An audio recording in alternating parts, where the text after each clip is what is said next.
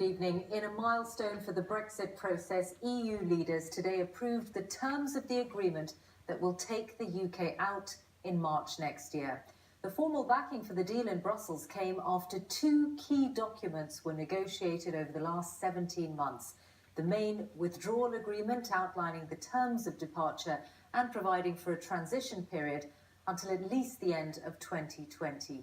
There's also a much shorter political declaration, not legally binding, but setting out hopes for an ambitious partnership between the UK and the EU in the future. Well, the Prime Minister said this was the best deal possible and that it would deliver for Britain. Our political editor, Laura Koonsberg, is in Brussels now. Laura. Michelle, this is a big milestone today. A deal has been done after more than 2 years since the public made its view known. There have been intense, difficult arguments, negotiations of talks going on for months and months and months. And finally, the Prime Minister has the agreement that she will now devote herself to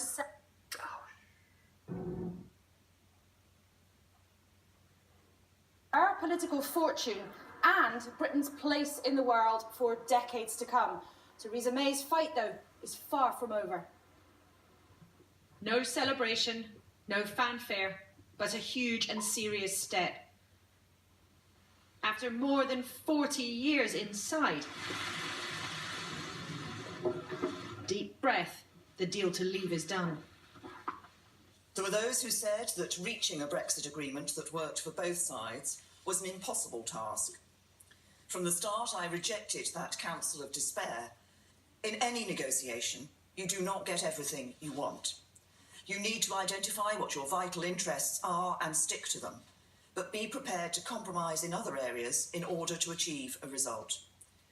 I think the British people understand that.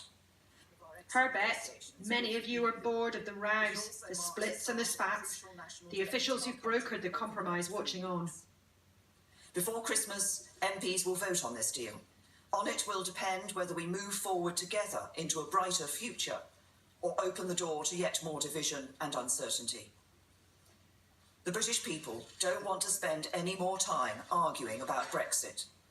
Can I ask you to be very straight with the public and tell us who, if anyone, you think is pleased about this deal?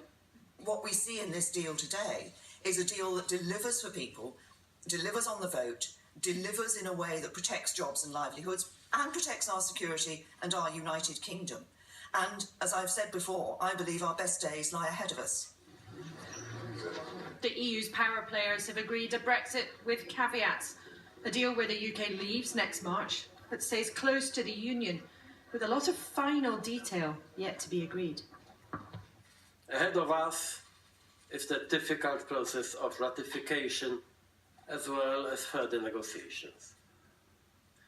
But regardless of how it will all end, one thing is certain. We will remain friends until the end of days, and one day longer. It is time for everybody to take their responsibilities. Today's agreement will help create the trust and the confidence needed for negotiating our close and unprecedented future relationship. The agreement was hard fought on both sides, even though sometimes it feels like EU leaders still can't quite believe what's happening in front of their eyes. It's tragic that the UK is leaving after 45 years, Angela Merkel said.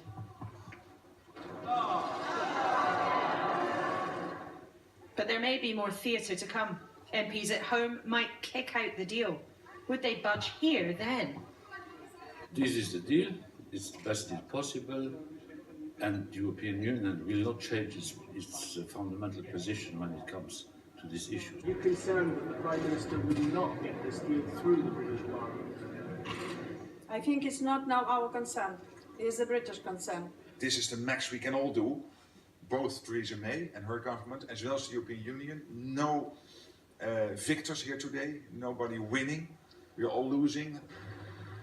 There have been many moments when it has not been clear that Theresa May would make it this far, but her next steps, these vital few weeks, will determine her future and the future of the country too. For the Prime Minister, there is now only one direction. She can't know if Parliament and the public will follow along. Laura Kunzberg, BBC News, Brussels. Well, the next few weeks will see the government emphasise the merits of what's now been approved in Brussels, both to MPs at Westminster and to the public. Our political correspondent Alex Forsyth has been exploring the content of the agreement. Alex. Thanks, Michelle. This deal is in two parts. The first is the withdrawal agreement. Now, that's a binding legal text about our terms of departure. There'll be a transition or implementation period, which means when we leave the EU next March, not much will change until December 2020, allowing time for things like a new trade deal to be worked out. It safeguards the rights of EU citizens in the UK and UK citizens living in Europe.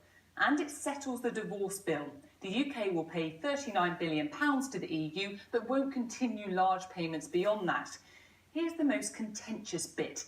If, during that transition period, a new trade deal isn't agreed, then that period could be extended, or the Northern Ireland backstop could kick in. That means to avoid checks at the Irish border, the whole UK would be in a customs territory with the EU. But Northern Ireland would have some different trade terms, and the UK can't just end that arrangement when it wants, and that is a problem for some. What we're seeing in this Irish protocol is much more than that. We're seeing us staying within the European Union in terms of the single market. The customs union rules will apply to Northern Ireland. We're in the same VAT regime as Europe. We're in the same state aid as Europe. And there is very much a border down the Irish Sea as a result of this, and that's why we can't support this deal. Now, the government says that backstop probably won't be needed because of the other part of this deal, the political declaration, a plan for an ambitious future partnership with the EU, although not all of the detail has been agreed. The government says we will leave the single market and the customs union and can strike trade deals with other countries. The free movement of people will end. The government will work out a new immigration system. The UK will leave the common fisheries policy, but future arrangements for access to water and quotas are yet to be agreed. In fact, there is still quite a lot about the future relationship with the EU that needs to be worked out. So it gets us a lot of what we wanted, not everything, but the question is, can this be that staging post that gets us to the point where we could get everything? And I think with a lot of hard work, it can be. Now, critics say there is too much that's still unclear, and the UK could end up tied to the EU with its own rights limited. But the Prime Minister says this deal does deliver on the referendum result, and it's the best we'll get. Her task now is to convince MPs and the public. Michelle. Alex, thank you very much. So what happens next now that the Brexit deal has been endorsed by EU leaders? Well, as you were hearing, the biggest potential hurdle lies at Westminster and Mrs May's chances of getting the agreement through Parliament next month. If MPs approve it, it would then be put to the European Parliament. But if, on the other hand, it's voted down by MPs, there are a number of possible consequences. They could try to force a renegotiation, a general election, another referendum, or we could leave without a deal. Today, the European Commission President Jean-Claude Juncker addressed what would happen if MPs rejected the Brexit deal. He was speaking to our Europe editor, Katja Adler. This is the best deal possible for Britain. And this is the only deal possible. So if the House would say no, we would have no deal. It's not the intention of the Prime Minister, nor of the Cabinet, nor of the Parliament to go for a second referendum. This is the deal. This is the deal. And you're trying to help the Prime Minister sell it, actually, by saying this is the best deal possible. But surely it can't be the best deal possible because right from the beginning, you and other EU leaders said it has to be very clear in this deal that life on the outside can't be as good as on the inside. If you're out, you're out. You are not part of the decision-making process. This is, by the way, a very sad moment for the European Union and for Britain. And we'll discover in future years why I'm saying today that this is a sad moment. I'm not happy, but I'm happy that we have a deal. There's a perception in much of the UK that this was a punishment process, the negotiations process, that even though today there were nice words for Theresa May, like from the Dutch Prime Minister, she negotiated in a very tough way, actually that in the end the UK had to concede most of the time. I don't understand why the British people, and I like the British people for so many, including historical reasons, why they are feeling that they are humiliated. I don't see that, because numerous points of view of the British have been taken into this deal. So this is not a humiliation for Britain. There is something about the tough negotiations on behalf of the EU during, these Brexit talks that have made some in the UK say, you know what, we're really glad we're leaving. They're inflexible and they don't listen to the needs of the people. What would be your reaction to that? I was always respecting the dignity of the British people, which is the same as the dignity of peoples living on the continent. Britain has voted. It was a sovereign decision. We are highly respecting that decision, although we don't like it. It's also not the end of the road of negotiations, of course. Negotiations on a future trade deal and other relationships start in earnest after Brexit. We'll come back to Gibraltar, we'll come back to fishing, and we could come back to the Northern Ireland border question. I don't think that we can come back to the Northern Ireland border question. We will start in the next coming months the talks about the future relationship, and I don't think it would be wise if I would give you first indications on the outcome of these negotiations. You said to me right at the beginning of this process that you felt it would be a sad process. You also said that somehow it felt like a failure. Everyone is losing. But is it a failure on the EU's behalf? Do you think it's got this far? Is it a failure on the British behalf if you are telling people year after year, month after month, day after day, that the membership of Britain in the European Union is a bad thing for the British citizens? So I don't think that the European Union is guilty for the result. It's the responsibility of Britain, only of Britain, of nobody else. Is there a certain sense of relief, though? The UK was never a happy, enthusiastic member of the European Union. Once the UK's gone, surely you're free to have an EU army or any other things that the UK was standing in the way of. I always appreciated in my former life as minister and as Prime Minister the British sense of pragmatism. It was a gift given by Britain to the European Union, down to earth, common sense. We miss that, but it was a decision of the British people to leave. Jean-Claude Juncker. Well, today does mark a significant moment on the path towards Brexit, which began with the referendum vote more than 2 years ago. And every step of that process has been followed by Katja and by our political editor, Laura Kloonsberg. And tonight they are together in Brussels as this new stage begins. Katja, I wonder if it does feel to the EU as if this is a new phase, some issues dealt with. Well, look, Michelle, today was also a very big day for the EU, signing off on those divorce papers for a departing key member state for a first time in the club's history. And now all European eyes turn to the UK, of course, to see if their Brexit deal passes through the House of Commons. Now, if it doesn't, whatever Brussels says about not wanting to renegotiate, some EU countries will feel tempted to tweak the text, maybe, although not much more than that.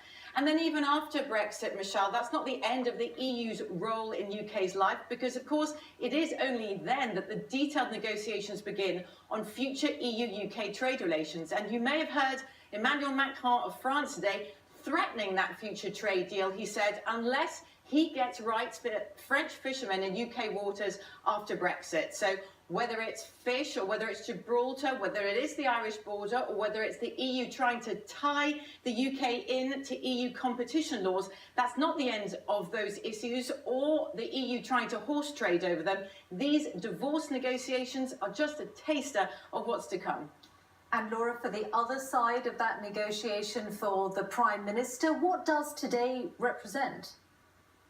Well, it's a very big moment for Theresa May. Frankly, as our viewers know, the government has been so shaky for the last year or so that getting to this moment does mark an achievement and a personal achievement for her.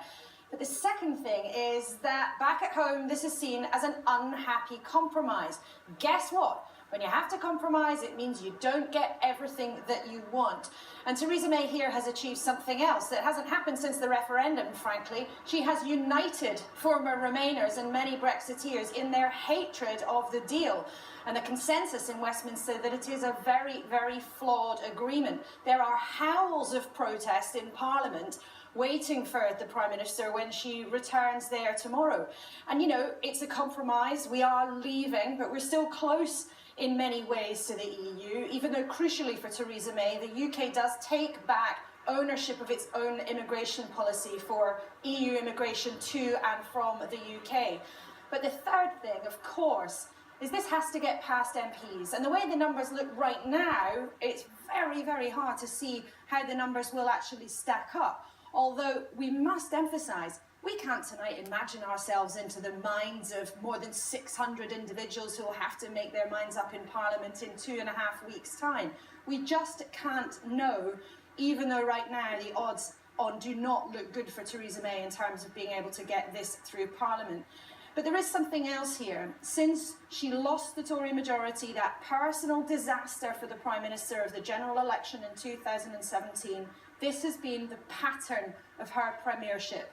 She overcomes one impossible-looking obstacle, and there, immediately behind it, lurks an even greater task ahead. Laura Kutzberg and Katya Adler, tonight both in Brussels. Thank you very much. In a major escalation of tension between Russia and Ukraine,